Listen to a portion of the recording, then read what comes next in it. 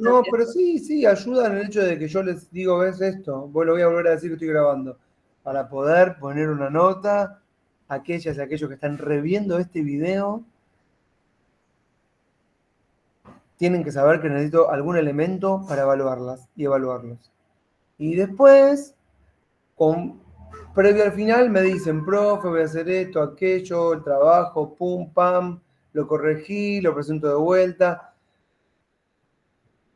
Situación X, vamos a poner una. Vieron que igual es todo por Zoom igual, ¿vieron? No es que es por presencial. Entonces, situación, fecha, no llego, no estoy, no pude. Nosotros nos ponemos de acuerdo para encontrarnos en un momento en la computadora. ¿Está? Que no tiene que específicamente, como tenemos esa flexibilidad que no es presencial, no tiene que ser específicamente el día que está estipulado. ¿Eh? Lo único que está estipulado, ¿saben qué es? Que el sol sale todos los días. Si eso no llega a pasar, cagamos. Pero el resto, bueno, lo arreglamos. Nada está estipulado. En base a eso, bueno, nos pondremos de acuerdo. No sé qué pasó el 22 de diciembre. ¿Qué hay el 22 de diciembre? Ya es Navidad el 22 de diciembre. Yo no quiero ni estar acá. ¿Qué pasó el 22 de diciembre? ¿Hay fecha y final? Esa es la segunda mesa de sistemas políticos comparados.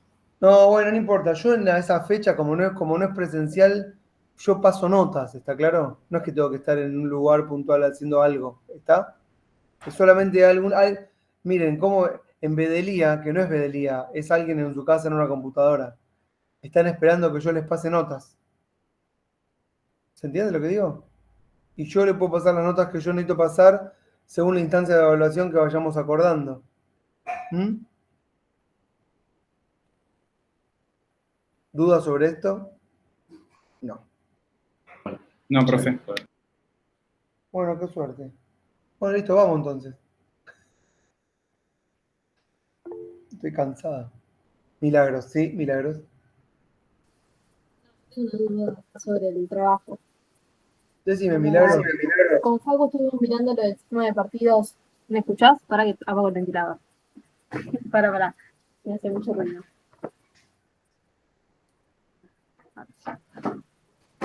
Te decía que con Facu estuvimos mirando la clase pasada lo del sistema de partidos y a mí me había quedado para mi trabajo, porque estábamos hablando, lo de partido predominante. Ujú. Entonces, me quedé en duda porque lo que yo le remarcaba, por ejemplo, es que a pesar de que hayan venido diferentes intendentes, los tres últimos intendentes, los tres eran del partido peronista, del PJ. Entonces, eso demostraba que era un partido predominante. Pero después leí lo de Sartori y no explicaba mucho más. Entonces, no sé si lo podríamos remarcar o me lo Podemos.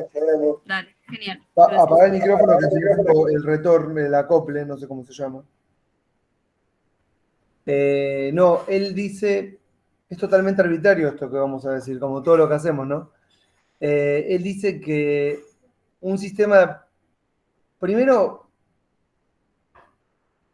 bueno, no tenía pensado empezar así, pero milagros lo has logrado. Un sistema de partidos predominante es dentro de la grilla de Sartori, que está un poco estandarizada como la base de la cual nos tomamos para empezar a pensar, aunque sea de una forma errada. Es decir, si no nos gusta lo que hace Sartori, igual lo tomamos como para deconstruir. ¿Comprenden? Vieron que siempre hay que pararse en algún lugar para arrancar.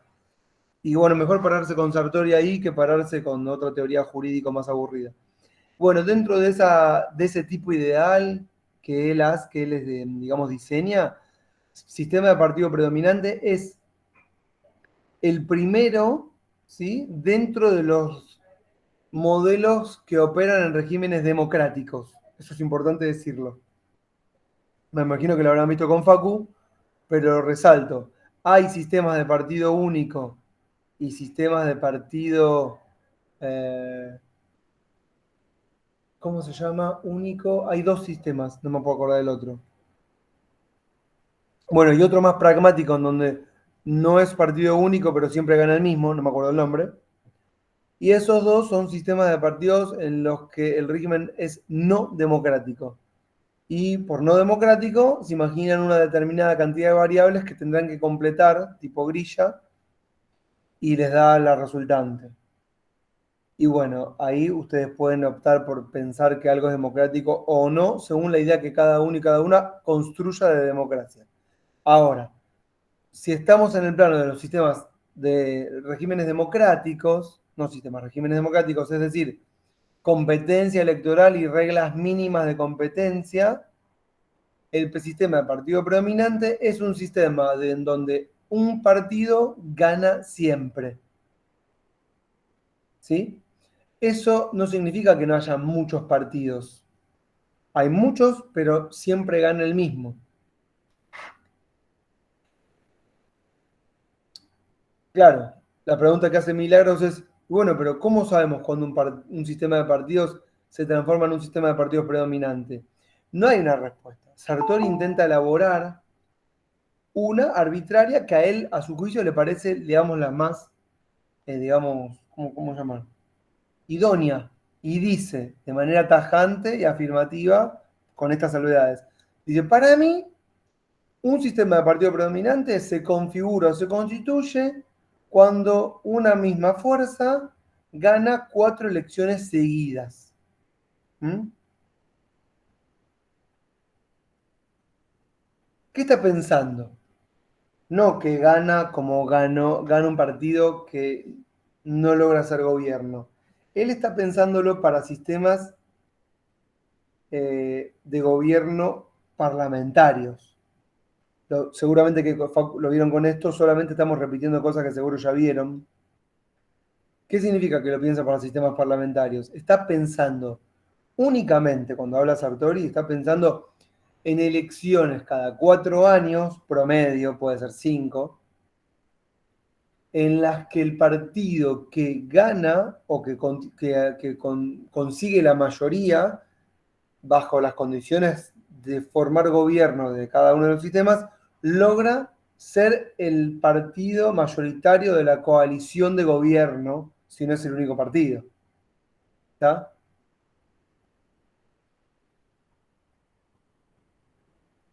Y si no, podemos pensar también un partido que logra, porque claro,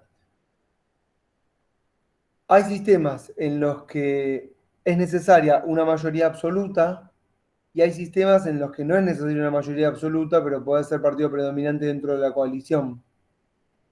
¿Por qué hago estas salvedades? Porque, por ejemplo, vos, ahora voy a seguir explicando, en tu caso es Merlo, ¿no?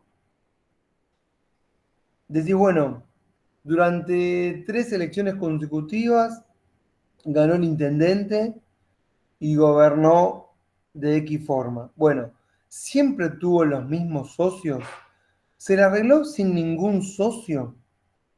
Esa es una fuerza monolítica única que gobierna sin necesidad de contar con apoyos. Y entonces ahora quiero continuar la explicación. Sartori no lo está pensando para sistemas presidencialistas. Entonces, ¿cómo podemos pensar un sistema de partido predominante en un diseño presidencialista? Tal vez gana siempre el mismo partido, la presidencial, la que se lleva el ejecutivo, la que se lleva, digamos, la caja más importante, pero necesita contar con diferentes fuerzas para poder desarrollar políticas públicas. Y esas fuerzas pueden ser aleatorias e ir variando. Entonces, de nada sirve que vos me digas, no, en Merlo siempre ganó el PJ, porque tal vez no explica nada. Incluso puedes empezar diciendo, bueno, a simple vista o según las etiquetas partidarias, uno podría pensar que, en los términos de Sartori, es muy importante decirlo en el trabajo, un sistema de partido predominante es cuando una fuerza gana 4 elecciones consecutivas y por lo tanto parece que siempre va a ganar, ¿no? Y hay competencia electoral y las demás podrían ganar, pero no ganan. Ahora, ¿esto es realmente así? ¿Necesitó el Partido Justicialista contar con otros apoyos? ¿Ha establecido alguna determinada cantidad de alianzas, ya sea para conseguir la intendencia o ya sea para sancionar las leyes más importantes en el territorio? Las modificaciones, no sé, cosas que haya hecho Merlo tal o cual intendencia que haya necesitado contar con el apoyo de las fuerzas políticas opositoras, que tendrás que identificar cuáles son. Y además, sigo, espero que me estén siguiendo, podés también desagregar, esa palabra está buena, desagregar entre fuerzas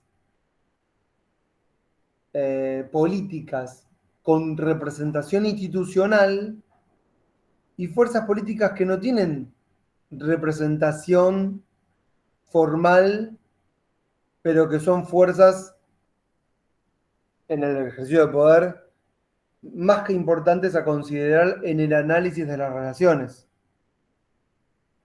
Por ejemplo, hay una, no sé, voy a dar un ejemplo, no sé si Merlo el ejemplo, pero en algún lugar más pequeño sí.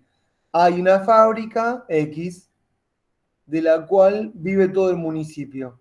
No se puede no contar con el apoyo del dueño de esa fábrica, porque es el 80% del presupuesto. No sé, ¿entienden lo que digo? Y eso no puede estar afuera de un análisis, porque si no, no entendemos nada. O entendemos una parte, que sería solamente la parte institucional. Entonces, 4 periodos consecutivos de gobierno sin contar con fuerzas de ningún otro tipo, ¿sí? Más que las que componen la fuerza política gobernante, se constituyen en un sistema de partido predominante. Y entonces vos después le metés todos los matices que quieras, dando esta definición. Es muy sencillo buscar la definición. Ponés sistema de partido predominante en Google si no querés buscar la definición de Sartori y te va a salir la definición de Sartori. Igual es mejor citarla de una fuente que nosotros en ciencia consideramos válidamente admitida. ¿Está? Y por supuesto que las fronteras o los límites de un sistema de partidos predominantes no es siempre el bipartidismo que puede aparecer a priori en la grilla, porque claro, uno empieza a explicar y te aparece sistema de partido predominante, bipartidismo, multipartidismo moderado, multipartidismo extremo o también multipartidismo fragmentado. Pero no es que automáticamente de un sistema de partido predominante pasás a un bipartidismo. ¿Por qué? Porque puede ser que una fuerza se las arregle siempre para ganar, pero en el momento en que eclosiona esa fuerza, había un montón de otras fuerzas políticas ahí trabajando en el territorio, esperando el momento, y si el sistema eclipsó, puede pasar a ser a un multipartidismo hasta extremo, les diría, como por ejemplo España. ¿Vieron España? Que uno podría pensar de que después de la caída o la salida pactada de la muerte, no sé, de Franco, 1970 y cuánto, 5, 6. ¿Ustedes saben que a Franco lo tuvieron 2 años muerto? Pero respirando, ¿sabían eso?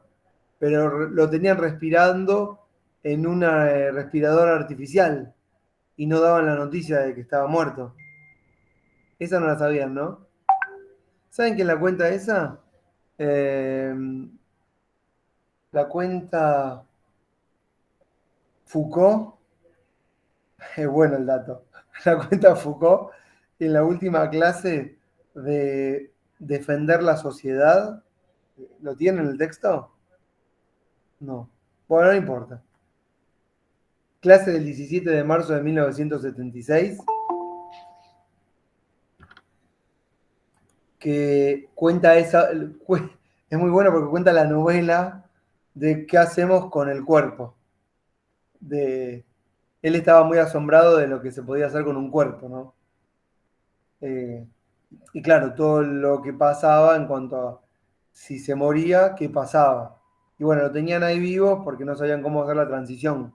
Que después hacen la transición, esa con una especie de amnistía. Bueno, no importa. Todo esto para decir que en realidad de ahí viene ese famoso pacto, el pacto de la Moncloa. Vieron que acá siempre se evoca la Moncloa. Y, y entonces, claro, el sistema español apareció como un sistema democrático entre el PP y el PSOE. Digo, bien, el partido, digamos, derecha-izquierda moderadas.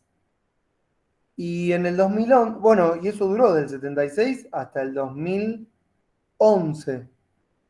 Bastante. Y en el 2011, bueno, igual ese era un bipartidismo, no era un partido, sistema de partido predominante. Y en el 2011 estalló todo por los aires. Y ahora tienen una cosa súper compleja, que en realidad más que estalló, ahí voy, Milagros, más que estalló, vieron como algo que se venía tapando, tapando, tapando y en un momento explotó y no dio para más. De hecho, había sobrevivido con respirador artificial cuando fue lo de Atucha, ¿era Atocha o Atucha? Una es una central nuclear y una es una estación de tren. ¿Cuál es cuál? No me puedo acordar. Atocha. ¿Cuál es la estación de tren de España famosa? Atocha. Atocha. Atocha. Hubo un atentado y ese atentado hizo modificar la elección y ahí gana Zapatero. Estoy más viejo que la mierda. Esto fue en el 2004. Sí, bueno, y eso hizo que se mantuviera un tiempo más, pero también eclipsó un poco, no solo por el 2011 y la subprime y Podemos y la Puerta del Sol, no sé si conocen todos esos eventos, sino también porque se había modificado todo lo que es la comunicación, los algoritmos, el internet. Igual todavía en 2011, todavía no estábamos con las pantallas inteligentes, por lo menos acá. Las pantallas inteligentes que nos estupidizaron. Sí, Milagros. No, volviendo otra vez, perdón, al tema este del partido predominante, me puse a chusmear, pues lo tengo acá en la compu, los resultados de las 3 elecciones, porque con Facu habíamos hablado y me dijo que viste que lo achique en realidad y queda solamente la intendencia de Menéndez, que son 2 intendencias nada más. Entonces, en base a eso, agarré, descargué los datos, obviamente, de todas las elecciones que tuvo, también teniendo en cuenta la de los concejales, sí, los concejales, y en todas tiene el partido de justamente que Frente de Todos, Unión Ciudadana, va cambiando.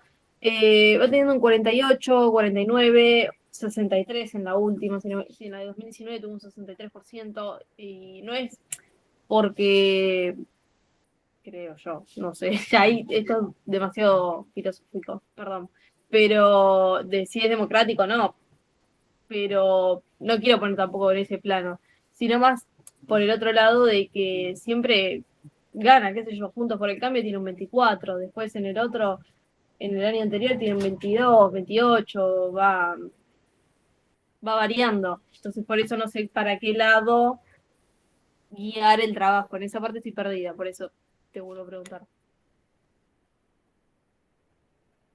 No, yo te diría que vos no tengas miedo de afirmar cosas. Tranquila, afirmá, no hay problema. Vos ponés, Sartori dice que un sistema de partido predominante, explicás un poquito, ¿no? No hace falta que recopies todo Sartori, no hace falta. Citás lo importante, que eso es el famoso marco teórico.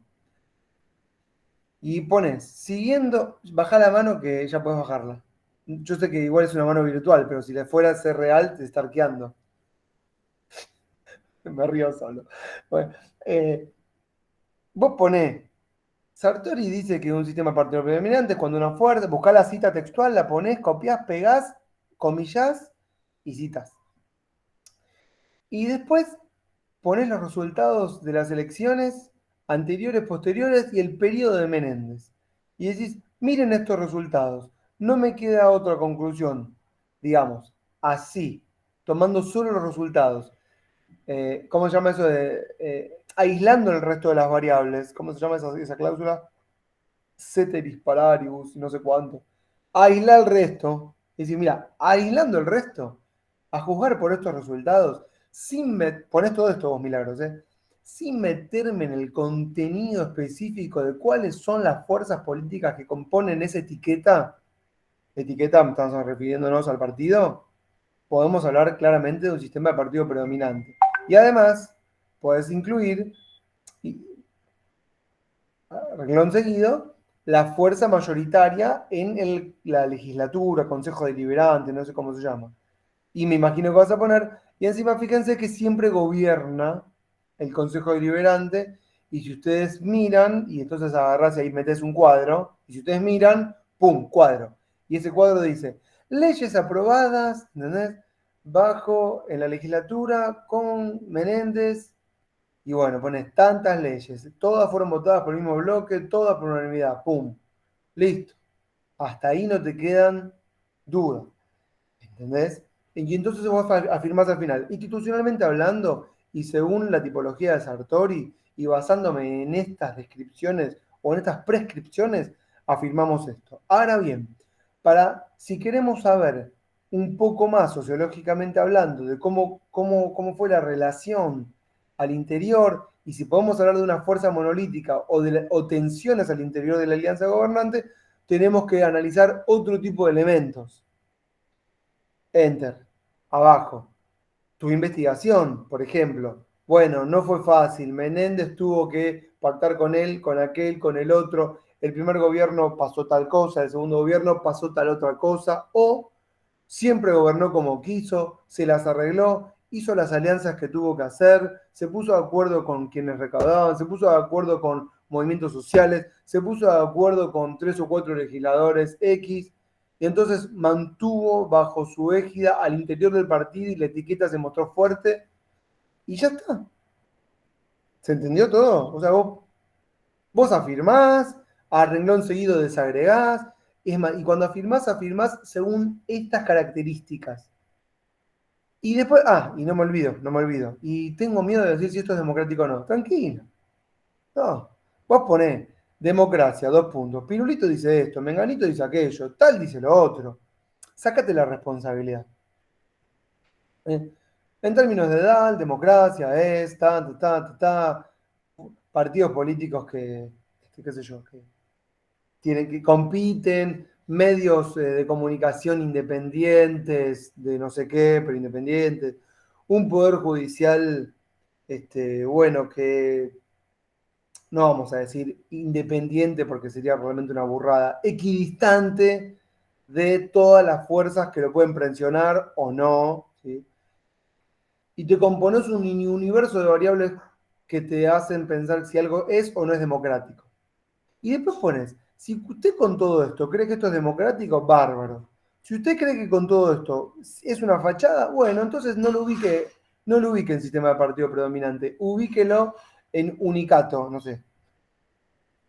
A mí, y ahí pones, a mí en función de todas estas variables, me da la sensación, y no te quiero adelantar, vos pones la sensación que vos tengas. Me da la sensación que sí, que es un sistema de partido predominante, que otro podía haber ganado, y no tuvo la astucia, no tuvo la virtud, ¿me entendés? No tuvo la habilidad para ganar, pero realmente no tuvo otro tipo de impedimentos más que los legales. Pudo haber ganado. O me puedes decir, no podía ganar, porque le cerraron todas estas barreras que hicieron que esto no pueda ser considerado democrático.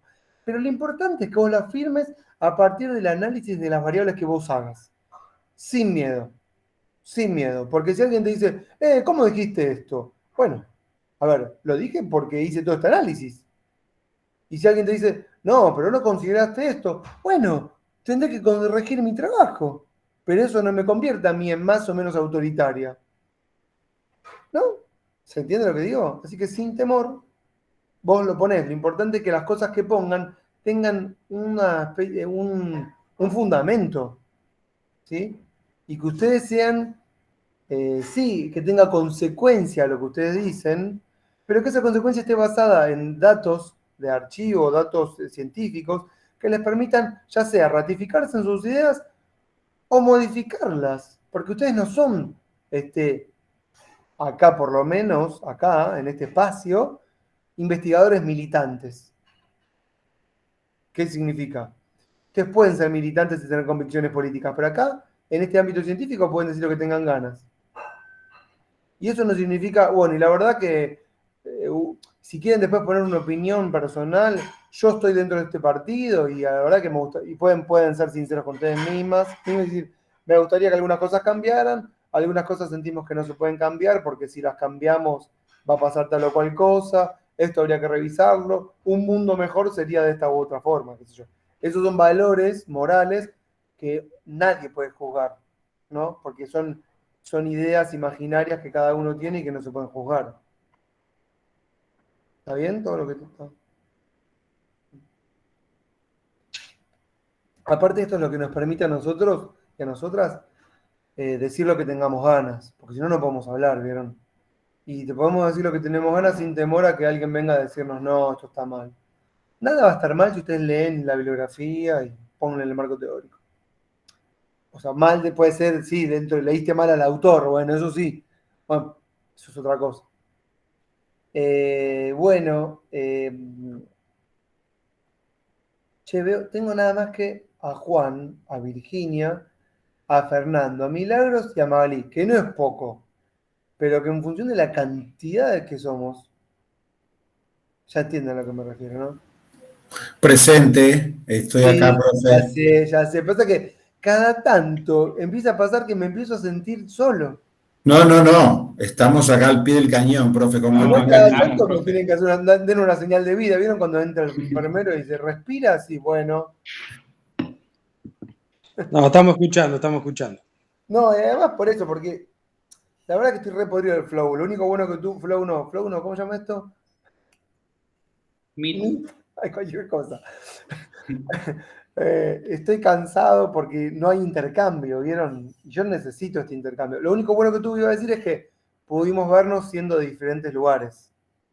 Porque si acá muchos y muchas somos de diferentes lugares y no nos hubiésemos conocido. Eso está bueno. Pero después el resto no sé qué es positivo y qué es negativo. Che, hablando de esto, perdón, cambio de tema un segundo. Acá no somos muchos de Rosario. Me puse en Rosario porque yo no soy de Rosario. ¿O cerca de Rosario? Y yo soy de Cañada de Gómez, cerca de Rosario. Por eso. 70 kilómetros. Yo No, de Entre no. Ríos, pero vivo en Rosario. Ok, lo pregunto por qué. ¿Quién dijo eso? ¿Juan de Entre Ríos? Exacto.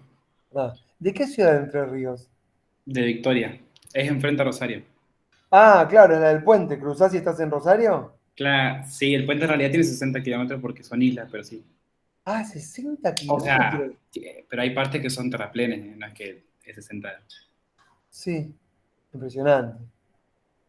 Bueno, no, decía, no, porque vieron que es el Congreso de Ciencia Política el jueves. Bueno, ¿qué día empieza? Jueves, creo. ¿Dónde es el que hace la UNR? Sí. Empezó hoy. Ah, ¿empezó hoy? Claro, hoy inauguró o sea, que se hacen en conjunto el de la democracia con el de ciencia política. No tengo idea, mira, a mí me toca ir el jueves. Entonces lo que Claro, quería hace preguntar. mucho que lo hace. ¿Eh? No, digo que hace muchos años que lo hace. Te digo que iba yo a la facultad, a la UNR, 25 años atrás. Ah, bueno. No, ¿saben qué les quiero preguntar? Que a ver qué me aconsejan. Miren, cualquier cosa en la clase, pero no importa. Me dijeron que es una zona sensible. Ah, ahí está, todavía dice no ni en pedo. Chamullo, no pasa nada. No, pero explícame, porque yo voy con un compañero, salgo en auto desde acá, y bueno, no sé. Profe, podés llegar en el auto, entras a la... Perdón, Toby. O sea, No, llegás en dale. el auto, con el auto te dejan la puerta de la facultad. O sea, no tenés que caminar ni 20 metros. No te puede pasar nada. Ah, ok, me quedo tranquilo. pasa A nada, eso te referís, pasa nada. claro. No, porque no Completamente alienado por el temor la persona que le llenó la cabeza a esa persona. No, claro, y entonces un chico del panel del que yo participo dijo, guarda que es una zona sensible y qué sé yo, digo, Y saben que tenía esto pendiente que les quería preguntar, que se que eran de Rosario y me iban a decir bien, porque conozco gente de Rosario, pero no que va a la UNR. O sea que no hay problema. Pongo UNR en el Google Maps, voy. No, además podés guardar el auto, todo ahí en la facu, así que Ah, tranquilo. bueno, está bien. ¿Y hay para comer adentro? No, porque Está el voy a ir. comedor, pero Y para tomar también hay. hay Está para bien. todo. No, que me Yo acuerdo. salgo a las 8 de acá, voy a llegar a las 11 y a las 2 tengo que charlar, de 2 a 4 más o menos. Y después a las 6 me volveré, qué sé yo. Bueno. No, estoy con la cabeza con otra cosa. Si no estoy querés con- volver, profe, te recomendamos así como una serie de barcitos, así conocer lo mejor de Rosario en lugar de todo lo que dice la gente. A ver, Siempre pará, nos estigmatiza. ¿puedo tomar nota ahora? Porque no, después voy a... Ay, no me muero. Te bajás una aplicación que se llama Billetera Santa Fe, te hace un 30% de descuento en Tiene razón. los consumos. No, pero Toby no puede, tiene domicilio en otro Es lado. chivo, es chivo, Ya es hace chivo, es chivo. proselitismo. Bueno, después le pregunto, ¿saben por qué? Porque El jueves tengo que ir, pero no me puedo volver muy tarde porque con mi compañero los dos trabajamos el otro día, es difícil. Pero el domingo, por cuestiones personales, tengo que volver a ir con mi familia. Siempre voy a Bajada de España, tengo que dejar de ir ahí, ¿no? ¿A dónde voy? Bueno, después lo charlamos, ¿sí? Pescado por ahí. ¿Eh? Anda a comer pescado por ahí, Bueno, está bien, ya está. El domingo vuelvo a ir, voto y voy. Pero esa es la parte. Ah, hay que votar. Sí. Hay que votar el domingo, no se olviden, son las de verdad. Bueno, entonces, si les parece, ¿alguien tiene alguna pregunta más para hacerme? De esto que me viene preguntando Milagros, así. ¿No? Bueno. No, les contaba que. No, estoy en la cabeza, tengo otra cosa porque no nada que ver, no voy a hablar de esto. Vamos a hablar de. Es la única mesa de biopolítica. ¿Saben lo que es la biopolítica? Profe, ¿vos estás con Tabata en el panel? ¿Eh? Estás con Tabata. Una chica Sí, rulita. una chica que se llama Tabata en el grupo. ¿Ella quién es? No, es compañera de la facultad, sí, de la cursada. Sí, ella se presentó en el Pero grupo. Sí. es heavy. ¿Qué cosa? Ella, no sé qué va a postular ahora. No, no pasa nada, chicos. Yo voy con 42 años y la verdad que me importa un pepino. O sea. Si sale bien, bien, y si sale mal, no pasa nada. Vamos a hablar de biopolítica, o sea, de marco teórico. Así que toda la semana estoy leyendo otras cosas que son, no sé si conocen estos autores, Agamben, ¿conocen? Roberto Espósito, ¿no? Carolina dice sí. Y Tobías también. Y estoy Giorgio con eso. Agamben. ¿Eh? Giorgio Agamben. Claro, estoy con todo eso. Con el coreano, ¿vieron el coreano? Este está bueno, el de psicopolítica. Tengo acá en la sociedad paliativa. No sé. Y tengo este texto muy bueno, este lo voy a recomendar. Ya que estamos. Miren. Esperen que no quiero perder la página por la que estoy diciendo. Ven ahí la noción de política en el pensamiento de Agamben, Espósito y Negri. Un quilombo. Y estoy con Deleuze y las sociedades de control y cómo podemos actualizar todo ese tema. Y bueno, de eso vamos a hablar. O sea que, bueno, pero ¿qué pasó? Claro, todo el Congreso, estoy de a poco estoy metiéndome en el tema nuestro. De a poco voy metiéndome diciéndoles, claro, ¿qué pasa con todo eso, todo ese pensamiento y todo lo institucional que es lo jurídico institucional, que es, digamos, el patrón a través del cual pensamos, digamos, los modelos de relaciones de fuerza? Es decir, ¿cómo pensamos los modelos de relaciones de fuerza en general? Y la vez pasada, conmigo, tuvimos un llamado de atención. Un trueno, no sé. Tuvimos un llamado de atención porque les dije, guarda, les dije. No quiero que empiecen por la parte jurídico-formal. ¿Se acuerdan que les dije? O que no sea la variable independiente, como que no sea eso lo que nos limite o nos condicione. ¿Por qué? Porque de alguna manera nos impide hacer un análisis eh, en el que empezamos deconstruyendo. Ahí está, Alan puso empezar con la atención. Exactamente. Porque si yo empiezo a hablar de partidos políticos, pónganle este caso, hablando de la ley de partidos políticos, bueno, primero que me quieren ahorcar, ¿no? Pues digo, flaco, para eso me voy a otro curso. Pero segundo, yo lo haría y empezaría a deconstruir. ¿Qué sería deconstruir? Empezar a decirles, bueno, pero en realidad no funciona así, porque funciona de esta u otra forma. Entonces, el paradigma jurídico prescriptivo condiciona el análisis. Es como si nos ponemos unos anteojeras para ver que nos deforma una realidad X que tampoco sabemos qué forma tiene, porque la realidad tiene la forma que le vamos dando cada uno con su mirada, ¿no es cierto? Entonces tampoco podemos saber cómo sería. Bueno, desde un pensamiento biopolítico, yo no sé dónde ubicaríamos a los partidos, pero sí podríamos hablar de tensiones. Me gustó, Alan. Lo dijiste vos igual, ¿eh? No, pero me olvidé. Yo tomo nota. No, me olvidé. Pero está bárbaro, porque ni le iba a decir. Y lo único que le pasa al pensamiento biopolítico, que lo quiero decir en el Congreso y lo voy a decir ahora, es que le falta pasión. Y es cierto. Eso lo descubrí, ¿saben cuándo? Ayer mismo. Es una boludez lo que voy a decir. Ven, pará, un paréntesis más, perdón si estoy perdiéndome mucho, pero vieron que Pablo dijo que él hace ejercicios para hacer catarsis y qué sé yo, al principio, cuando todavía no habían entrado todos.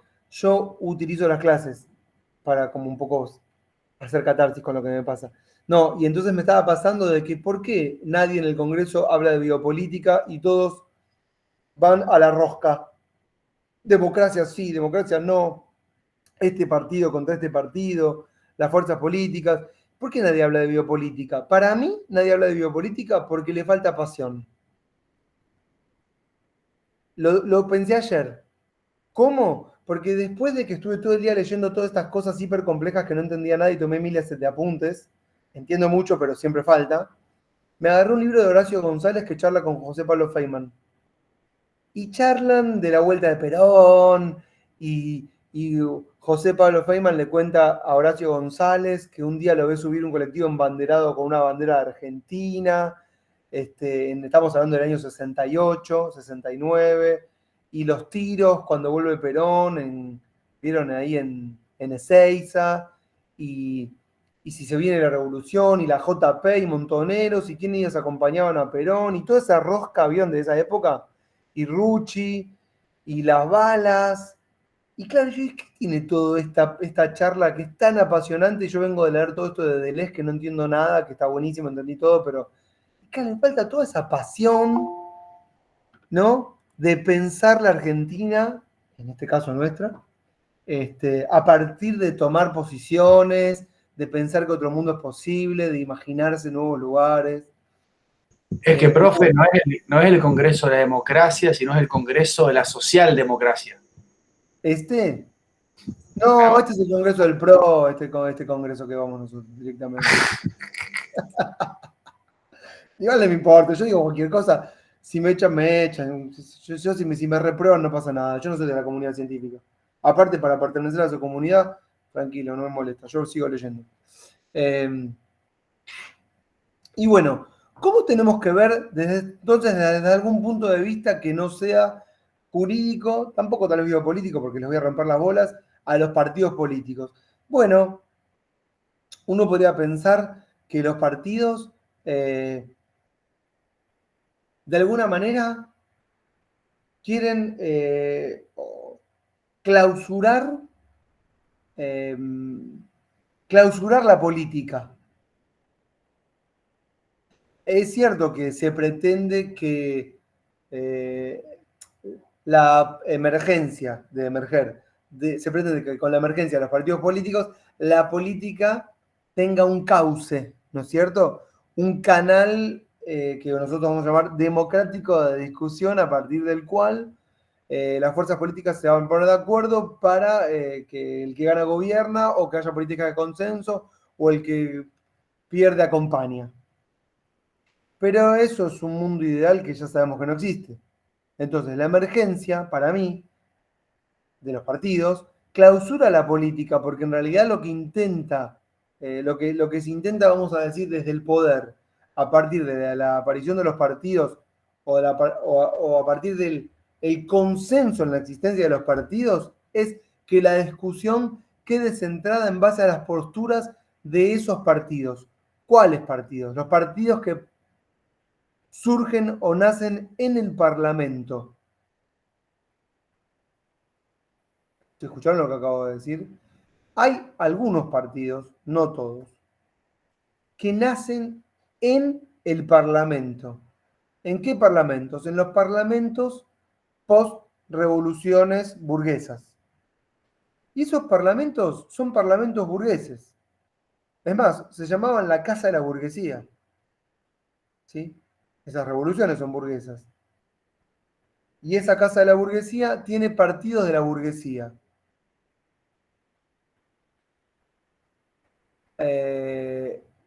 Claro, no reflejan las verdaderas tensiones, son tensiones menores, si quieren. Son pequeñas roscas, son discusiones que tienen que ver, ahora va una schmittiana, con la política, pero no con lo político, que no es lo mismo. ¿Mm? Porque la política es cuando tomamos algunos temas que parecían del ámbito privado, pero los hacemos públicos. Por ejemplo, si vamos a hablar de la educación en el Parlamento, la política educativa. Si vamos a hablar de los sindicatos en el Parlamento, la política sindical. Si vamos a hablar de la criminalidad del Parlamento, la política criminal. Si vamos a hablar de la economía, la política económica. ¿Entienden, no? Todo es política, pero ¿cuándo algo es político en términos de Schmitt? ¿Quién sabe?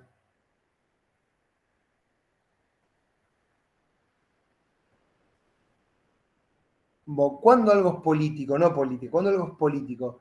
Cuando la tensión entre un tema subsume a todas las demás, o sea, coopta a todos los demás, o hace que todos los demás pierdan importancia, porque hay uno solo que se transforma en una disputa capital, a punto tal de que se generan, digamos, en términos actuales, una grieta en la cual del otro lado vemos un enemigo. Entonces, lo político aparece cuando aparece la tensión amigo-enemigo. Cuando al otro lo tengo que descalificar. Cuando, si quieren, en términos actuales, por ejemplo, que se habla mucho, lo deshumanizo, y ahí miren, me metí con la biopolítica, para eliminarlo. Cuando no es parte de mi comunidad. ¿Sí? O cuando para que mi comunidad exista, eso tiene que dejar de existir. Eso es lo político. Los partidos políticos se ocupan de la política, no de lo político. ¿Cuáles? Los partidos políticos que conocemos como aquellos que pululan en el Parlamento. ¿Mm? Los partidos políticos siempre fueron parte del Parlamento. No. No. Cuando nacen los partidos políticos que intentan clausurar el debate a través de la discusión política, lo político nunca desaparece. Entonces, aparecen partidos políticos por fuera del Parlamento, ¿sí? Que tienen otra propuesta que no se condice con las leyes del sistema republicano de esos partidos que son parlamentarios e institucionalizados. ¿De qué tipo de partidos hablamos? Bueno, de partidos militares o partidos que constituyen ejércitos y que tienen por finalidad no ganar una elección para hacer gobierno, sino lo que nosotros llamamos conquistar el poder. No sé si ese término es válido, pero hay un cierto momento en la historia de la humanidad en la cual reconocemos que algunos resortes del Estado tienen que ser ocupados por una u otra fuerza para gobernar. Y a partir de ahí dejamos de hablar de revolución, empezamos a hablar de golpe de Estado. Hay partidos que se constituyen para hacer una revolución, partidos que se constituyen para hacer un golpe de Estado y luego una revolución, pero partidos que definitivamente se ponen en el lugar de enemigo de aquel que está gobernando o de los partidos que están gobernando y que todos en su conjunto son considerados, si quieren, desde otro lugar, como dicen los de ultraderecha, una casta. ¿Vieron que los de ultraderecha dicen la casta política? Bueno, ¿de dónde podrían haber tomado ese concepto? Bueno, ese concepto, por ejemplo, lo pueden haber tomado de los autores de las teorías de las élites. ¿Los escucharon sentir? Seguro que sí. ¿Tuvieron ya esta materia? ¿Qué materia es? La que ven teoría de las élites. Mosca, Pareto, Michels, Schumpeter, Weber. ¿No? ¿No tuvieron todo eso? O mismo Bobbio. No. Bueno, los autores de teorías de las élites que dicen, hay una clase dirigencial y hay una clase gobernada, hay una clase política, se separan del término marxista de clase en términos de relaciones, en la relación con los medios de producción, y hablan de clase política o clase dirigencial y clase gobernada. A partir de ahí que podemos empezar a hacer la distinción entre la clase política y la clase gobernada. Es una teoría, la teoría de las élites. Ahora, entonces, algunos partidos políticos nacen entonces al interior del Parlamento y otros nacen por fuera del Parlamento. ¿Quién dice esto en algún texto? Bueno, esto lo dice, por ejemplo, Sartori en el primer capítulo de su gran obra, Partidos y Sistemas de Partidos. Capítulo 1, los partidos políticos. Y dice, ¿me están siguiendo, no? Porque hay un silencio tan sepulcral que tengo un miedo. Bueno, dice, capítulo 1. Es más, hasta podría sacar el texto. Los partidos políticos no siempre fueron vistos en un sentido positivo. Sartori dice, ¿cuándo nacen los partidos políticos? Bueno, nacen después de las revoluciones, ¿correcto? No nacen en Grecia. Vieron que todas las materias empiezan en Grecia, y si no empiezan en Grecia, empiezan en la modernidad. Algunas nacen en 1950, como por ejemplo opinión pública. Bueno, nuestra materia nace después de la revolución, de las revoluciones. Y los partidos políticos también nacen después de las revoluciones. Estoy buscando el texto. No. Ahora, estos partidos que nacen después de las revoluciones no nacen no nacen en la teoría, nacen en la práctica. ¿Qué significa que nacen en la práctica? Que lo primero que hubo fueron revoluciones. Esas revoluciones terminaron con los privilegios de una clase, que era la clase noble, ¿correcto? Estamos hablando del siglo XVI, XVII, XVIII, y que transforman a la burguesía en el actor protagónico, y que ponen al Parlamento como el lugar en donde gobierna la burguesía. ¿Sí? Pero ¿qué dice la burguesía? ¿Cómo se representa? La burguesía se representa como el gobierno de todos.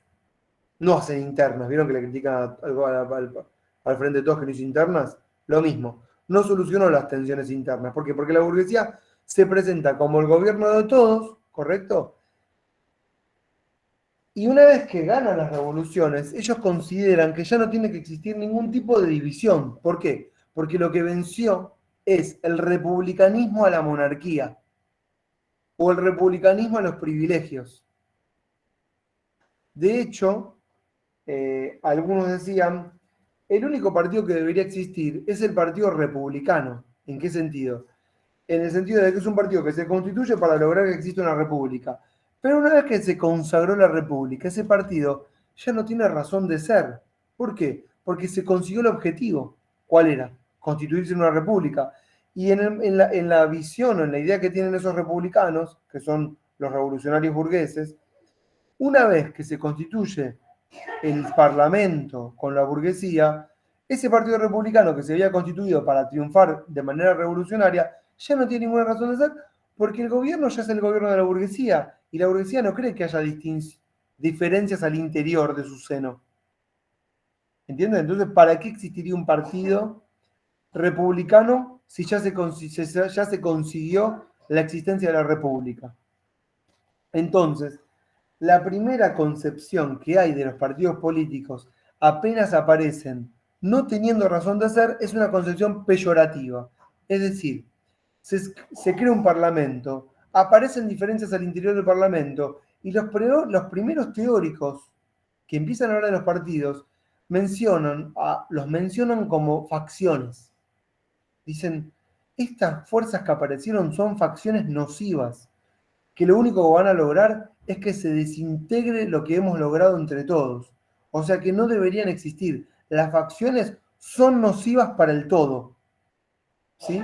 Y tienen que desaparecer.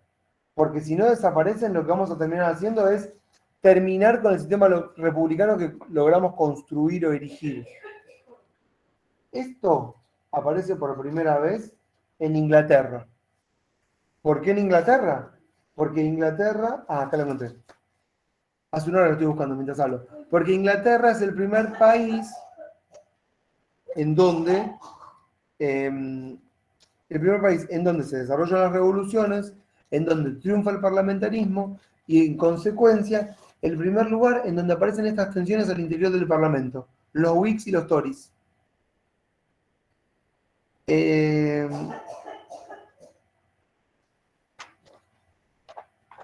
Estoy sacando el texto, ¿eh?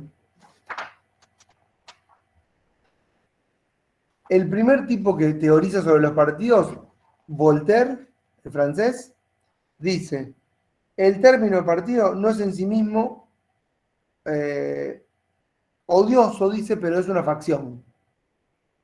Los grandes teóricos sobre los partidos políticos iniciales, les voy a decir los nombres, tal vez los conozcan, tal vez no han escuchado hablar de ellos, son uno que se llama Bolingbroke, 1678-1751, David Hume, el empirista, y otro que se llama Burke, creo que es Thomas Burke, B-U-R-K-E. Estos teóricos, Bolingbroke, Hume y después Burke, son teóricos conservadores en la mayoría, que van haciendo teorizaciones de los partidos, ¿sí? En las que van desde el rechazo a la aceptación. ¿Por qué el rechazo? Bueno, por esta primera impresión. ¿Y por qué la aceptación? Porque después de 100 años de desarrollo de la política parlamentaria al interior del sistema inglés, advierten que puede haber diferencias al interior de las fuerzas políticas parlamentarias, pero hay algunas cosas sobre las que tenemos que estar de acuerdo. Es decir, nace la idea de que tiene que permitirse el disenso dentro de un consenso mayor, que son las reglas de juego. ¿Por qué menciono todo esto? Porque parece obvio. Porque estas ideas que les pueden parecer hoy como naturales, nacen en los primeros 100 años de la Revolución Inglesa. Es decir, entre 1650 y 1750. Y es en este momento en el que aparece esta idea de reglas mínimas que llamamos las reglas del juego, en las cuales nos movemos, y dentro de estas reglas podemos decir, bueno, si ganaste con estas reglas, gobernás, y el que no gobierna espera. ¿Todos van a aceptar estas reglas? No, solo las fuerzas conservadoras las van a aceptar. ¿Por qué? Porque son las fuerzas que podemos llamar propietarias, nobles, terratenientes, financieras, prestamistas, ¿correcto? Esclavistas, pero no son las fuerzas populares que en esa época aún y durante mucho tiempo después no van a ser consideradas partes de lo que podemos llamar la polis o la ciudad. No van a ser considerados ciudadanos. ¿Me están siguiendo el desarrollo?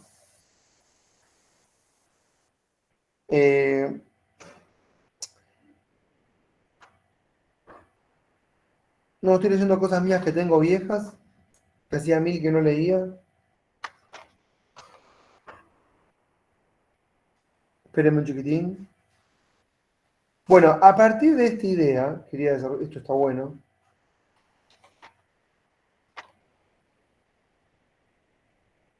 Ya voy, se empiezan a desarrollar nuevas ideas. Primero, con que nazcan muchos partidos al interior del Parlamento, es que empezamos a pensar en la posibilidad de un sistema de partidos. Es decir, no podemos hablar del sistema de partidos si no aceptamos la existencia de los partidos. ¿Correcto? Y la existencia de los partidos se va a producir en la mayoría de los países 50 o 100 años después de las revoluciones burguesas. Ahora, hay formaciones de partidos políticos al mismo tiempo que son adentro del Parlamento, también afuera del Parlamento. Ya lo había mencionado, pero luego volvemos a mencionar. ¿Qué significa afuera del Parlamento? Fuerzas políticas que nacen no para disputar el poder dentro de las reglas que el poder establece como las reglas para el acceso al gobierno, sino que nacen por fuera del Parlamento con la finalidad de destruir el Parlamento. ¿Entienden esto? ¿Qué significa destruir el Parlamento? Fuerzas que no están de acuerdo con las reglas de juego de los partidos que se constituyen al interior y que sostienen en esos términos que les mencioné antes el debate de la política, pero no lo político, que es la concepción amigo-enemigo. Y los partidos que nacen por fuera son partidos que nosotros podemos llamar anarquistas, revolucionarios, o también antisistema, o antirrepublicanos. ¿En qué sentido antirrepublicanos? Bueno, en el sentido de que consideran al republicanismo como un sistema aristocrático de privilegios, no como un sistema democrático. Repito, como un sistema aristocrático de privilegios y no democrático. Partidos por fuera del Parlamento que se consideran democráticos y que consideran al mismo tiempo que esas fuerzas que están gobernando en orden social son fuerzas que se pueden autodenominar republicanas, que se pueden denominar ciudadanas, pero que no son democráticas porque no son el gobierno del pueblo. Porque el gobierno del pueblo es otra cosa, es el gobierno del pueblo justamente, y que está fuera del Parlamento. La vez pasada pensaba que se desarrolló ese debate, vieron que se hace cada tanto eso va cada tanto, todo el tiempo. Se hacen los debates en las organizaciones estas internacionales, que fue el gobierno ahora, que son los ricos charlando de qué hacemos con los pobres. No están los pobres ahí. Pero ¿por qué no hacen una reunión de pobres? O sea, ¿por qué el pueblo mismo no decide lo que tiene que hacer en vez de que haya un montón de millonarios ricos haciendo de cuenta que resuelven el mundo cuando sabemos que no van a resolver nada? Que si sabemos que se tiene que resolver el mundo con la miseria que hay, no va a ser en esos lugares, ¿no es cierto? A veces son más lugares dique de contención que los verdaderos lugares de espacios transformadores. Bueno, me voy de tema cuando empiezo con estos temas. Bueno, igual todo es parte de lo mismo.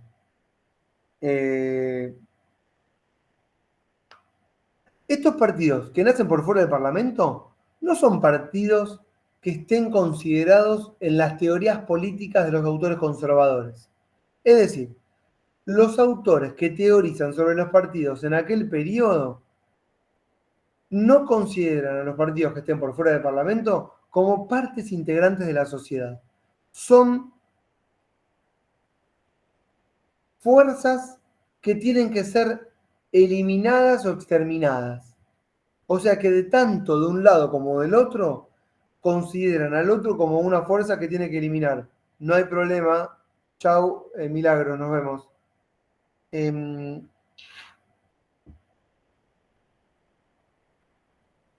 Y quienes teorizaron, si quieren, miren lo que les voy a decir, sobre las fuerzas políticas que nacen por el fuera del Parlamento, son sobre todo las teorías o las filosofías de izquierda, por llamarlo de alguna manera.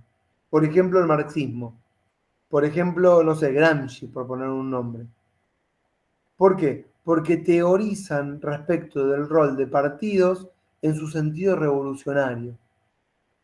Digo Gramsci porque es un gran autor que pone al partido desde una teoría revolucionaria con un rol fundamental. ¿Cuál? El partido como aquel capaz de protagonizar desde una élite la revolución que tiene sus fases, ¿no? La dictadura del proletariado hacia una sociedad sin clases. Entonces, Gramsci pone en cabeza del partido esta idea revolucionaria. Y después hay otros teóricos, no es el único, ¿no es cierto?, que en aquella época teorizan, pero no teorizan desde adentro, teorizan por afuera. Otros autores son, por ejemplo, Michels y Weber. Pero Michels y Weber son, sobre todo Weber, autores que podemos denominar, vamos a entrecomillar, más científicos. ¿Qué significa científicos? No quiero desvalorizar a Gramsci porque de ninguna manera. Pero, no, me voy a meter en un quilombo. No. Gramsci también es científico, Weber es científico, todos, Michels también. Aparte, además, todos tienen sus convicciones políticas. Las tiene Weber, por supuesto, y las tiene Weber, todas las tienen. Digamos que Weber sería, dentro de las teorías, aquella que tiene que ver con la ciencia que ganó la batalla en el terreno de las ciencias. Pero eso lo dejan entre paréntesis y no lo desarrollamos, porque me meto en otra clase, que otra vez nos lleva a la biopolítica. Sí, Carolina. No, me preguntaba si podía hacer algo así como que tienen un rigor metodológico más preciso. Si Bueno, uno lo compara igual con Gramsci. le diste en la clave, porque tenés razón, mira, sin irme a lo de... yo me iba a ir a las relaciones de saber-poder, ¿viste? Iba a decir esto, eso que dijiste me da un pie bárbaro, la verdad que sí, porque yo me iba a meter, sin decirlo, con las relaciones de que a partir de la creación de un saber, hay una ciencia, que es el saber, y hay una cierta dominación. Y ahí ubicamos a todos. Y está la ciencia que gana, como la weberiana, y está la ciencia que, si quieres, pierde, como la gramsciana. Pero todas son ciencias, ¿correcto? También en la ciencia hay una disputa por el saber. Ahora, cuando vos hablas del rigor metodológico, lo que podemos decir, gracias Carolina, me viene bárbaro, es que Weber lo que hace es, de repente, introducir justamente herramientas metodológicas de análisis. ¿Y qué tiene de válido Weber o qué tiene de positivo? Que introduce herramientas sin invalidar otras, sino diciendo, che, acá tenemos un montón de herramientas que yo he diseñado y que son buenísimas para crear, no sé, por ejemplo, tipos ideales, imputación causal, la comprensión, el contexto, desde dónde hablamos, el político y el científico. Y Weber, digamos que en ese sentido es muy plural, y él dice, yo soy burgués, se define, pero abre el juego a pensar. De hecho, a Weber lo podemos poner en algún lugar como un antecesor de un pensamiento, digamos, aperturista. Digamos que no clausura el debate, todo lo contrario, no lo clausura.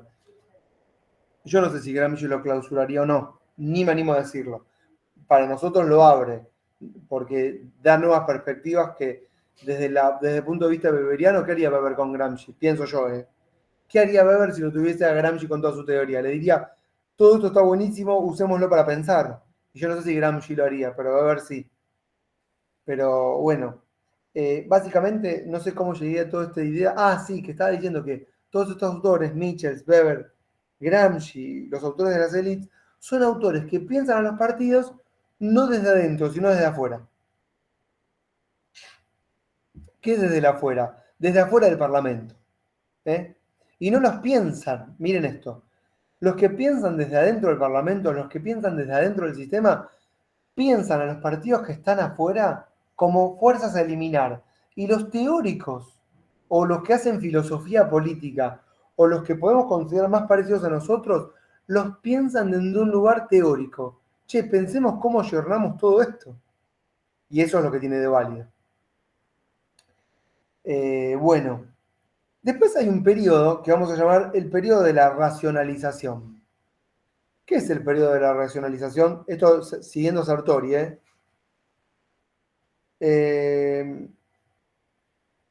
ver, página 51. A ver si leo. Esto es lo que no me permite el Zoom, que es leer. Pero bueno, me la juego. Aguántenme. Hace mucho que no leo ninguna cita. Me encantaba leer a mí. Yo sé que se duermen cuando leo, pero... A ver.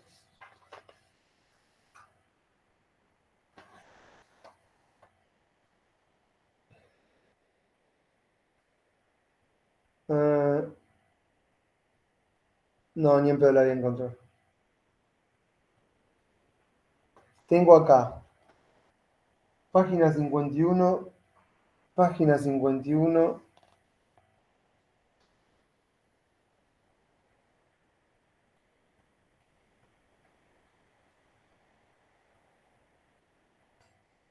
No voy a leer todo esto.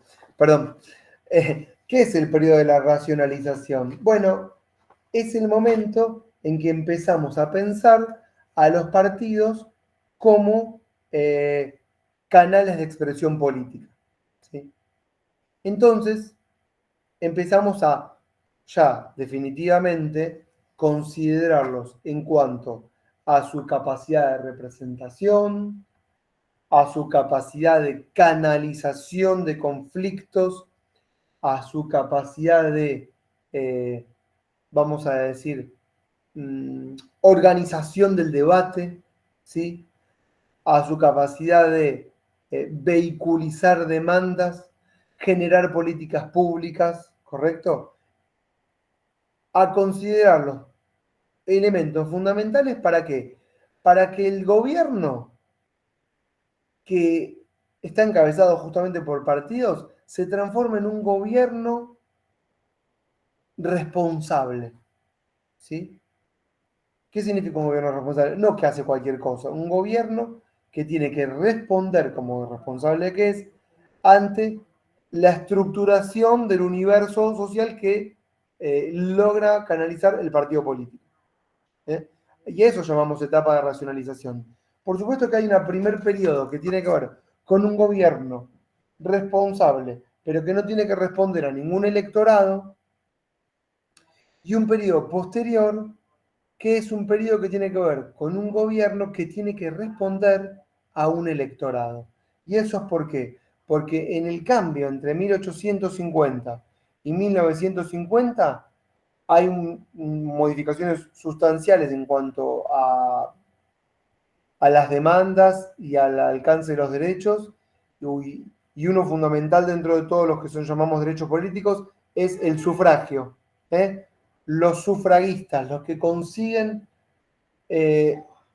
poner al sufragio como un derecho a alcanzar, un derecho que es alcanzado, y a partir de ahí gobiernos que son votados a partir de candidaturas de partidos políticos, ¿sí? Que presentan candidatos a partir de propuestas.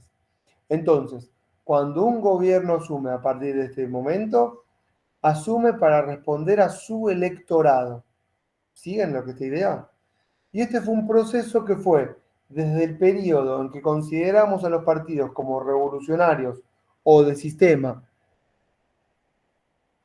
enemistados entre sí, a partidos conformados por candidatos que presentan propuestas electorales ante un electorado que ya podemos empezar a considerar racional, informado, ¿sí? Que hace cálculo costo-beneficios, que evalúa las propuestas. Claramente no se parece al electorado actual, no lo traten de asociar porque no tiene nada que ver con el mundo de hoy. Les diría incluso que el electorado de ese momento podríamos pensarlo tal vez como un electorado mucho más consciente en cuanto a la racionalidad, mucho más, miren la palabra que voy a usar, mucho más ilustrado que el electorado actual. Mucho más ilustrado en el sentido kantiano. ¿Por qué? Porque, bueno, Kant decía, hagámonos cargo, ¿sí?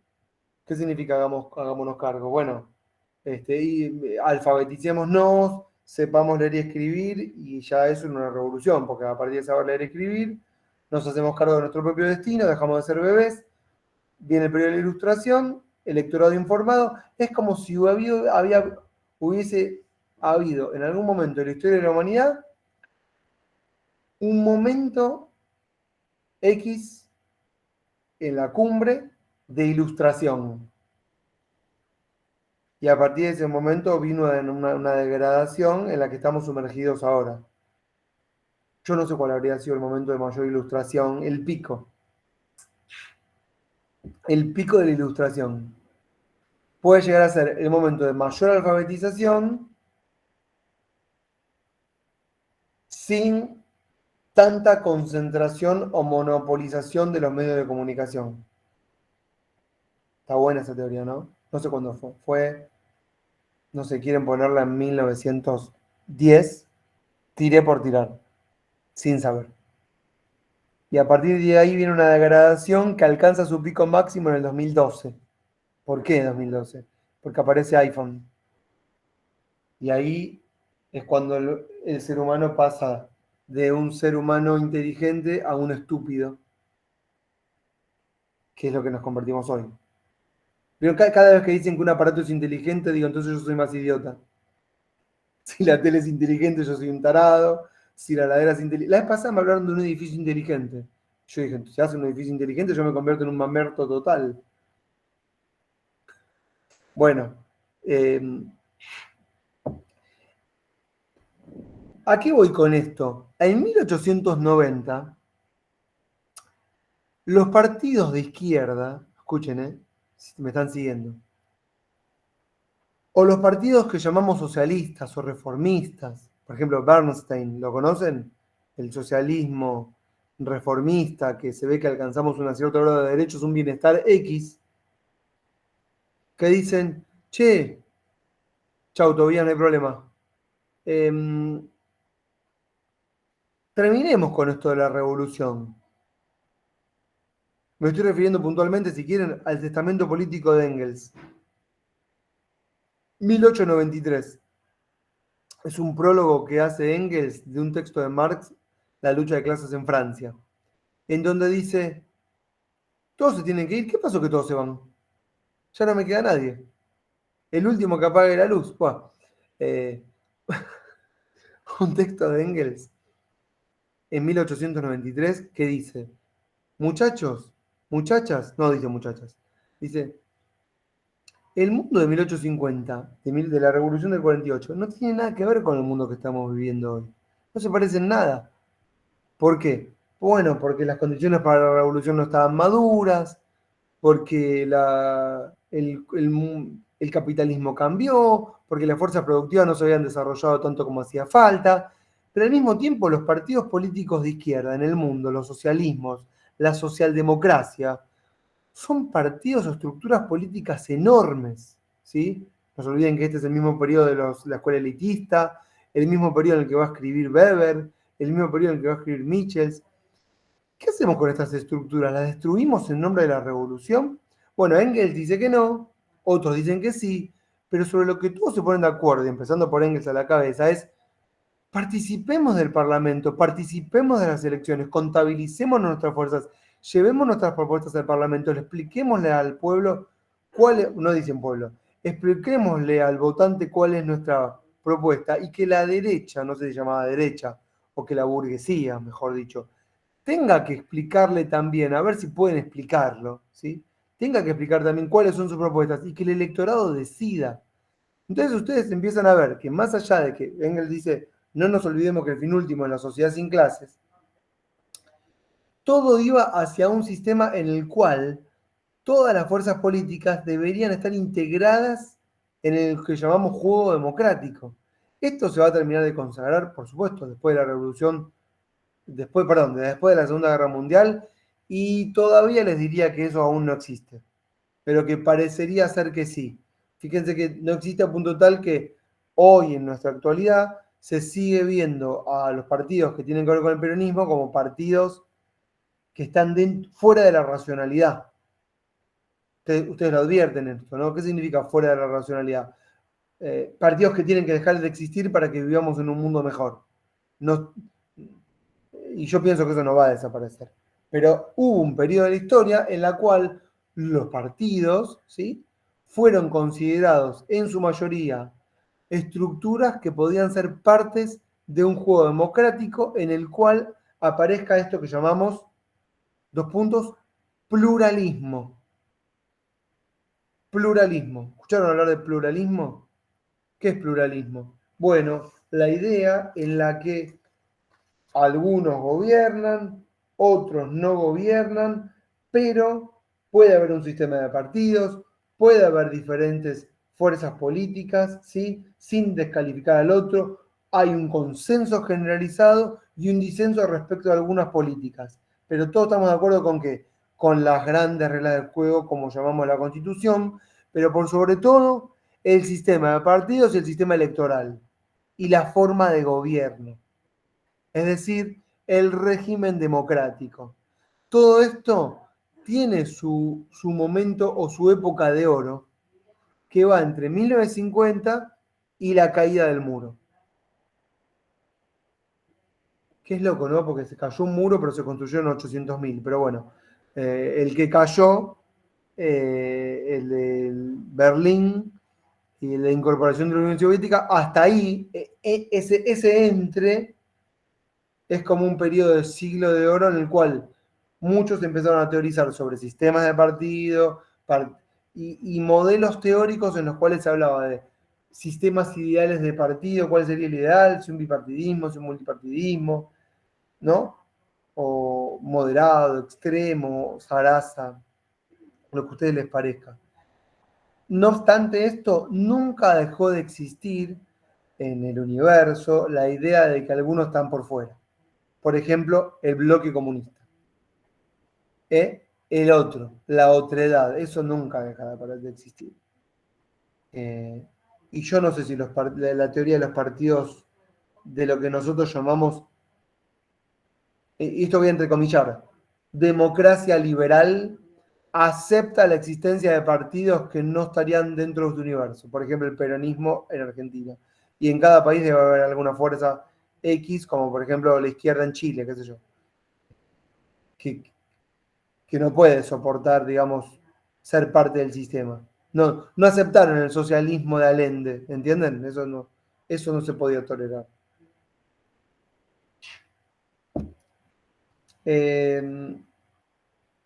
Bueno, ¿me siguieron todo el desarrollo?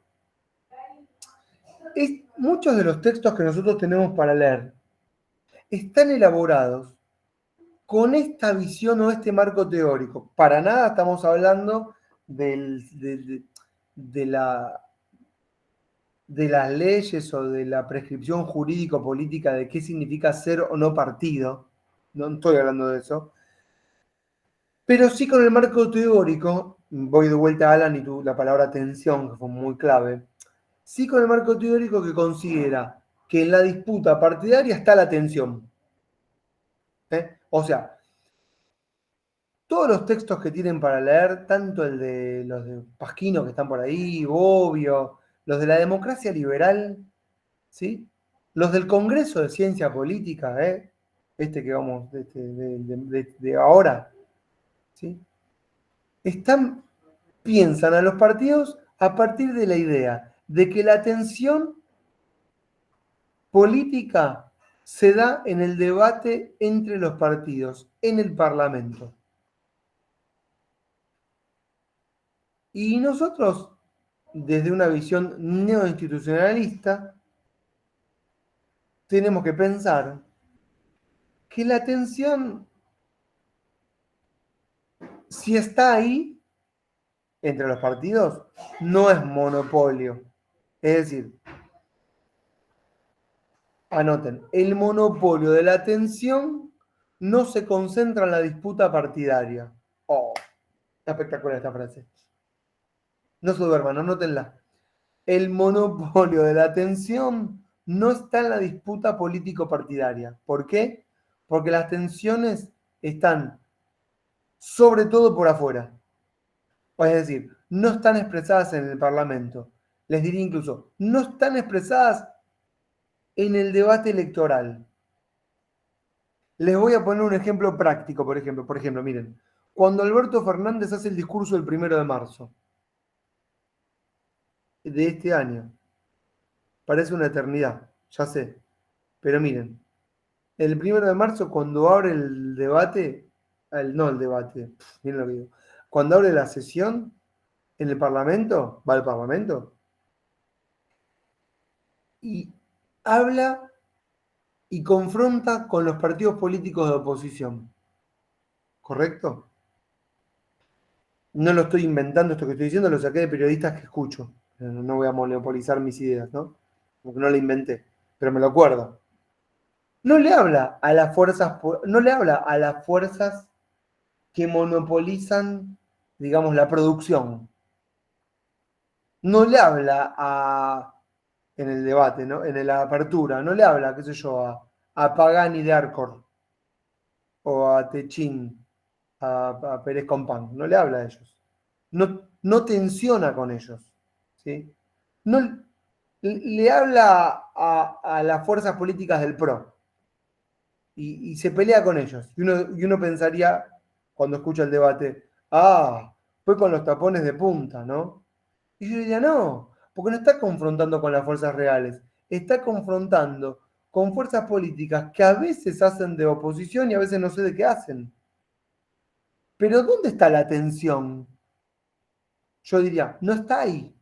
Por ejemplo, hoy podemos ver que tal vez la tensión está en el Feletti cuando va a hablar con los formadores de precios.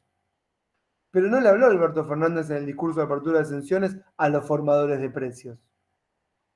Si querría realmente tensionar desde mi cosmovisión, yo pensaría, bueno, que le hable a los formadores de precios en el debate de la apertura, en la apertura de sesiones. O que le hable a los que tienen a los organismos multilaterales de crédito, si quiere tensionar. ¿Entienden?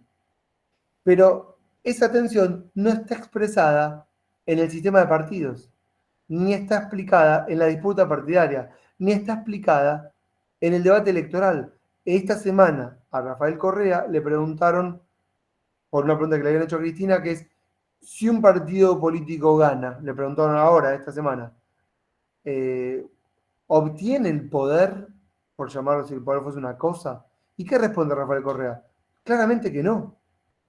Lo único que podría tener es mejores instrumentos para llevar adelante la disputa política en el verdadero terreno, que está en otro lugar.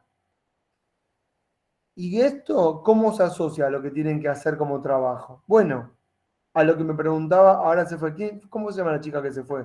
Que me preguntó sobre Merlo. Milagros era. Gracias, Ana, Milagros. Claro, ella me pregunta, yo hablo de partido predominante.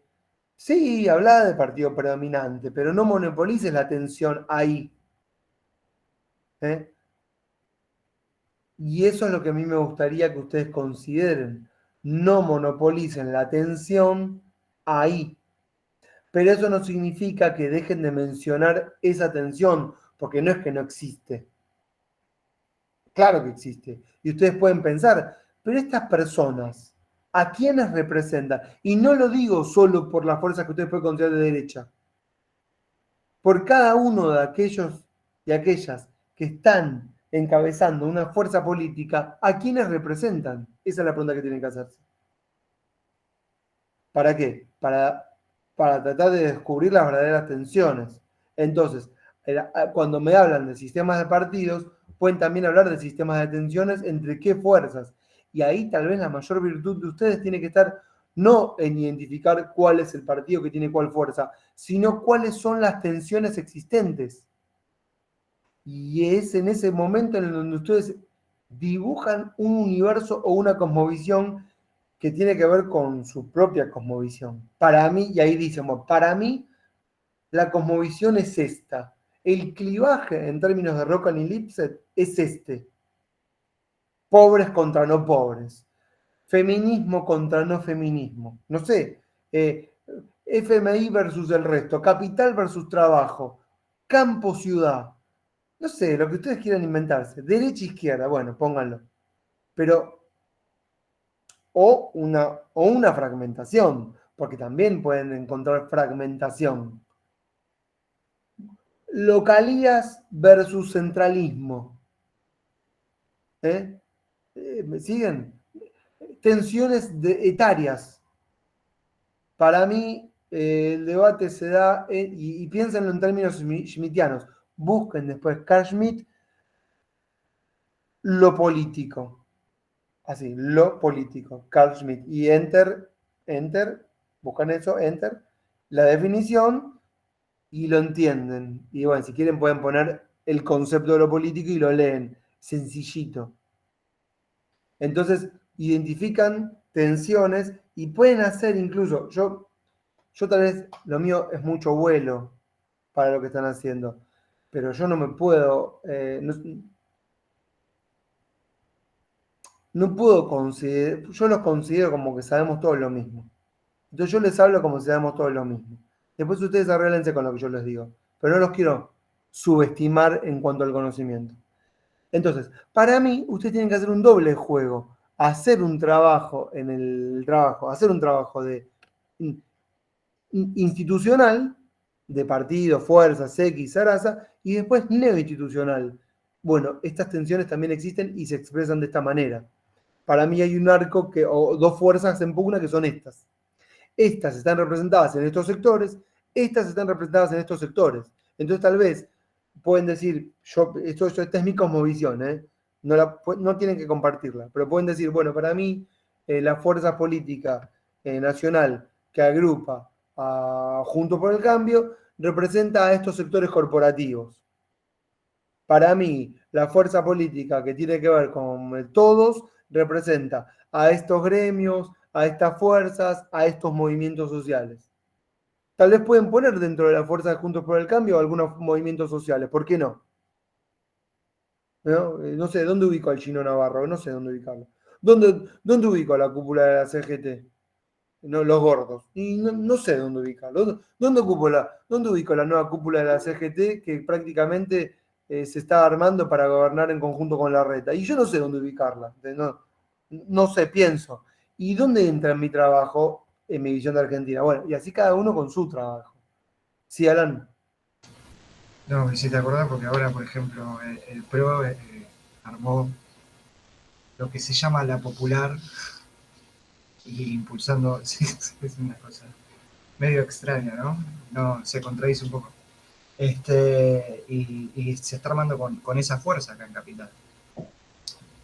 ¿Cómo se llama? La popular. Pero como una hinchada, la popular, la platea. Sí, nada que ver. Y yo te quería preguntar, porque yo el trabajo lo estoy centrando entre la tensión entre el gobierno de la ciudad y las comunas, justamente. Después explico todo, como la estructura de la comuna, cómo se llega a la bueno, pero ves, Alan, está piola lo que vos hiciste, porque vos encontraste una forma de explicar una tensión. Yo no quiero monopolizar las tensiones. Yo siento que les quiero dar herramientas para que ustedes dibujen su universo, su cosmovisión. ¿Está? Así que está bien lo que estás haciendo. Perfecto. Ustedes siéntanse libres en ese aspecto. Ustedes no sé si advierten que lo único que quiero hacer es darles herramientas. Que no pierdan el eje de los autores de la materia, pero que no se monopolice, digamos, a los autores de la materia como únicos aquellos capaces de explicar el todo. Porque no hay un todo para explicar. No existe eso. Son abstracciones que hacemos. Siempre lo digo, de una realidad que es total y compleja. No sé dónde lo leí, esto creo que lo dijo Weber. Y lo único que hacemos son pequeñas abstracciones. Bueno, ¿alguien quiere preguntar algo o sigo diciendo algunas cositas más y ya? Dígame. ¿Alguien está tomando nota de algunas cosas? No sé si están entendiendo. ¿No se está entendiendo o no se entiende nada? Dígame la verdad, pues. Si no entienden nada, repitan. Un quilombo. No sé. Bueno. Sí, profe, se entiende. Ah. O sea, a mí me parece súper interesante lo de la atención y esto como un punto o un modo de desanudar otras cuestiones. Me parece que está bueno. Ay, qué lindo eso que decís, está bueno, como forma de desanudar otras cuestiones, está bueno. Bueno, es importante que para sus trabajos tengan, yo se los dije, los vuelvo a repetir por enésima vez porque para mí es muy importante, una elaboración gráfica propia. Cuando ustedes desanudan esas tensiones, o sea, encuentran las tensiones, les sirven para desanudar otras cosas, traten de graficarlo. Graficarlo significa ponerlo en un dibujo, ¿Está? ¿Por qué? Porque les permite primero ordenarse a ustedes. No rápido lo tengo que poner en el Word. Agarran un papel y un lápiz y dibujan unas variables que a priori sería la forma de entender eso que ustedes tienen en la cabeza. Si ustedes ese dibujo que hicieron le pueden dar, lo pueden pulir, pónganlo en el trabajo. ¿Está? Sin miedo. Sin miedo. No es este lugar en donde yo les tengo que decir, ay, pero esto está todo mal, porque acá no tuviste en cuenta esto, aquello, lo otro. Ciertamente que si uno lo piensa, lo dice. Agarrás, lo lees y decís, che, esto que hiciste, este dibujo, una cagada total. Pero no importa, ¿por qué? Porque ustedes se animan y este es el lugar donde tienen que animarse. Este es el lugar, en todos lugares tienen que animarse. Si acá, ¿quién los va a reprobar? Esto es para disfrutar. Así que ustedes dibujan todo lo que tienen ganas. En todo caso, si alguien les corrige, no es para reprobar. La nota siempre es la mejor nota. Olvídense de la nota, ¿no? Esto es para que a partir de ahí redibujen o tiren a la basura. Pues tal vez en ese intento de exteriorizar logren algo positivo, ¿no? Que sea algo propio que les permita después, digamos, desarrollar como algo a futuro. Che, yo elaboré esta idea, no la vi en ningún lado, la hice a partir de un análisis que tuve en esta materia, X, y que me permitió entender esto de otra forma, e incluso me permite ser un modelo que puedo traspolar ahora. ¿Me sirve este modelo para pensarlo en otro lugar? Y tal vez sí, tal vez no. ¿Eh? Porque tal vez uno lo ve y dice, che, pero dejaste de tener en cuenta mil cosas. O lo ve y dice, che, está bueno esto, porque te permitió entenderlo de tal o cual forma. Y yo les digo, anímense, porque no hay nada más lindo para mí como docente que ver que ustedes se animen a hacer cosas nuevas. De ninguna manera quiero que repitan nada, sino que intenten con los autores entender. Bueno, entonces, para ir más o menos finalizando, entonces, los partidos políticos en el debate actual son una pieza importante, pero no les voy a decir menor, pero no sé si es la protagónica. ¿Está? No sé si es la protagónica hoy. Ahora, ¿tiene que haber análisis teórico sobre los partidos y prácticos? Sí, tiene que haberlo. ¿Por qué? Porque hasta ahora es la única forma, o de las pocas, que estamos encontrando para seguir canalizando los conflictos. Y también les diría, si comparten conmigo, como una especie de militancia. ¿En qué sentido?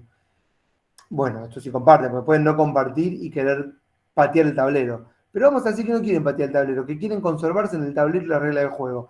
Militar la existencia de los partidos como el lugar donde siempre tenemos que seguir incluyendo más para que la resolución de las tensiones se canalice por ahí y no por afuera. Porque tal vez por afuera puede ser muy pernicioso, porque por afuera, ¿saben qué pasa? Empieza la deshumanización, empieza, digamos, la eliminación del otro a partir de la deshumanización, la irracionalización del otro, convertirlo al otro en un animal al cual se lo puede, no, peor que animal, una cosa que se puede destruir porque afecta o porque amenaza mi existencia. Entonces, pensar los partidos políticos, si quieren críticamente, pero a partir de ahí para volver a darles un lugar de positividad, yo estoy de acuerdo en hacerlo. Porque existen, porque por suerte siguen monopolizando las opciones, digamos, y construyendo el universo ciudadano, ¿no? Mal que mal, la gente no es cientista social. Entonces, cuando va a votar, ¿qué hace? Y vota por uno de los partidos y cree que ahí se resolvió todo. Nosotros sabemos que ahí no se resolvió todo, pero podemos militar pensando que los partidos sí deberían canalizar la mayor cantidad de tensiones posibles. ¿Para qué? Y para que sea cada vez el mundo en el que vivimos más democrático en vez de menos democrático. La democracia, desde un punto de vista siempre personal, nunca es total. ¿Por qué? Porque siempre hay alguien que está afuera. ¿Sí? Y Si está fuera es porque no lo podemos nombrar. Me estoy yendo a la mierda con lo filosófico, no importa. Pero cuando aparece alguien por afuera que se autodenomina con un nombre, ¿vieron? ¿Entienden? ¿No? Que no le dio entidad al Estado, que se autodió una identidad. Lo que tenemos que pensar es, bueno, ¿cómo incorporamos esta nueva identidad al universo de partidos para que aparezca, para que sea democrático?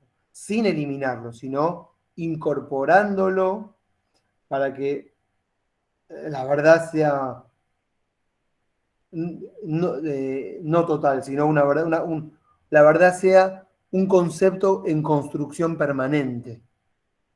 Porque para terminar, si hay verdad, no hay democracia. ¿Por qué? Porque alguien se monopoliza el saber. Y no podemos ser tan arrogantes de pensar que hay una sola. Entonces, si hay verdad, no hay democracia. ¿Cuándo hay democracia? Cuando estamos todo el tiempo incorporando.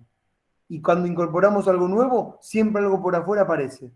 Y hay que incorporarlo de vuelta, no para neutralizar, sino para incluir en el sentido positivo. Y los partidos siguen siendo una herramienta fundamental. Es decir, ¿qué pasa con los medios de comunicación? Poderes concentrados, la información, zaraza. ¿Cómo puede vehiculizarse esa atención a partir de la existencia de los partidos? Por ejemplo, formadores de precios. ¿Cómo hacemos con esa atención? Bueno, ¿cómo se pueden vehiculizar o incorporar esas tensiones a partir de la existencia de los partidos políticos? O un diseño institucional que incorpore.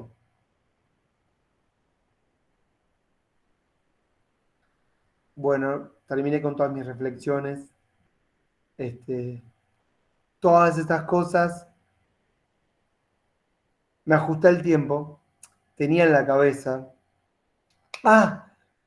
Me faltó decir unas cosas fundamentales y ya no tengo más tiempo. Fíjense qué tarado. Angelo Panebianco. Por lo menos pongan el nombre en un apunte, porque si no esta clase no es digna de aparecer en YouTube. Angelo Panebianco. El tipo, el politólogo, que da un salto de calidad en cuanto a la teoría respecto de los partidos políticos. Es decir, vieron que estuvimos hablando de la teoría de los partidos y mencioné así al pasar, ¿no? Mencioné autores viejos que menciona Sartori, mencioné a los de las teorías de las élites, pero Angelo Panebianco es un autor que hace un trabajo fundamental de teoría de los partidos políticos en su proceso de transformación, ¿sí? Y es el autor, ustedes van a entender esto cuando yo lo diga ahora, lo van a entender perfectamente, que los categoriza como partidos de notables, partidos atrapatodo o partidos profesionales. Ese famoso cuadro que tienen en todos los manuales de partidos políticos o qué sé yo, y lo van a ver también en Pasquino. Bueno, ese autor es Angelo Panebianco. ¿Cómo se llama el texto? Esperen. Acá. Modelos de partido. Angelo Panebianco. Fundamental. Texto fundamental. Organización y poder en los partidos políticos. Bueno, yo tengo unos trabajos preparados que nunca doy. Los partidos y la democracia, 1500 preguntas de los dilemas, los incentivos, la participación, la coalición, la estabilidad. 8 millones de preguntas que nunca doy porque falta de tiempo eterna. A punto tal que hasta yo me olvido de las cosas del autor, pero bueno, es fundamental. Y que lo van a encontrar por ahí. Y todo esto ya sería por otra clase, cómo los partidos hoy son máquinas electorales, sobre todo en Estados Unidos. El primer autor que empezó con esto, ¿saben quién es? Justamente Max Weber. Tantas cosas me dieron colgadas. En Sociología de la Dominación dentro de Economía y Sociedad, ahí Max Weber desarrolla el rol del partido, el jefe del partido, el que busca los votos, cómo conseguir los votos, ¿correcto? Las peleas y cómo el partido se transforma en una máquina electoral y dónde aparece el marketing y la opinión pública y los profesionales que recolectan los votos. Bueno, una cosa que va desvirtuando la idea que yo le dije de la militancia por partidos en un sentido más romántico sería la palabra, ¿no? Que le propuse. Bueno, listo, son y 58 y la verdad que creo que los saturé, las saturé. Pero bueno, esto queda en YouTube para la posteridad. Y Alan levantó la mano. Sí, Alan. No, para ver si querés que te empiece la lista de presentes en el grupo WhatsApp. Te agradezco. Y aparte, háganla como la pido siempre. A ver Uno, si que todos dos, entiendan. Exactamente, que todos entiendan, que copian el globo y lo pegan. ¿La pasada quién fue que se anotó al final? Copien y peguen. Lo dejo en la clase grabada. Lo que quieran Pero yo no preguntar. lo sé. ¿Cómo? Yo no lo sé hacer. Bueno, no importa. Que alguien ponga directamente ya a Facundo, que lo pongan. Ya sabes que estás. O, si no, les podemos explicar cómo es para que aprenda. Copiar y pegar. Dale, Pero- perfecto. Pero claro, copias el mensaje, Facundo, y una vez que lo vas a pegar, tenés que agregar tu nombre con el numerito y ahí lo pegás directamente. Bien. Intentalo de última, si no te lo arreglamos nosotros. Pero Exactamente, si no lo arreglan ahí ya está. Así me queda un solo globito al final, que me es mucho más fácil para la lista de los presentes. Y bueno, lo último que digo, sobre todo para lo que me dijo Carolina, pero para todos, es el tema de que me mandan lo que quieren, a mí, a Facundo, no se vuelvan locos y locas por las fechas de finales. Lo importante, insisto, yo tengo que tener algo para poder ponernos una nota el día que tengo que poner la nota, ¿está? Y después voy hablando con cada uno, no se preocupen, ¿está bien? genial, Listo. profe, gracias. Bueno, que anden todos y todos muy bien. Buena Nos semana. vemos, gracias. Chau, chau. Buena semana, profe. Igualmente. Chau, chau. Profe, yo le quería Sí. hacer un comentario en cuanto al presente de la clase pasada, que estuve presente y tenía mala señal y después se lo